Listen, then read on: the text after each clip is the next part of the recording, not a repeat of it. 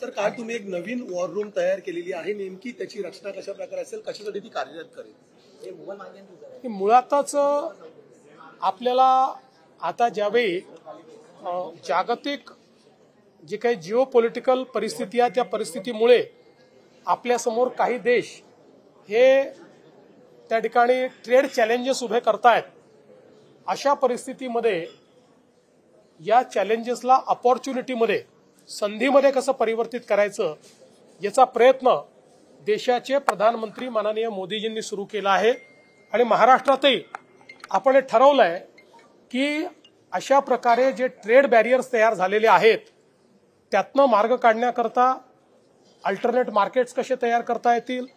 ते markets develop करण्याकरता ईज of doing business कसा करता येईल, वेगवेगळ्या प्रकारचे 100 रिफॉर्म्स की ज्यातनं मोठ्या प्रमाणात आपल्या उद्योगांना सुलभता येईल अशा प्रकारचा एक प्रयत्न आम्ही करणार आहोत। त्याकरता आमचा जो मित्र आहे त्या मित्राच्या अंतर्गत आम्ही एक समिती देखील तयार केलेली आहे आणि दर महिन्याला एक याची आम्ही वॉर रूम तयार केलेली आहे, जी वॉर रूम किती रिफॉर्म्स आम्ही केले त्या रिफॉर्म्सचा आढावा हा दर महिन्याला घेणार आहे।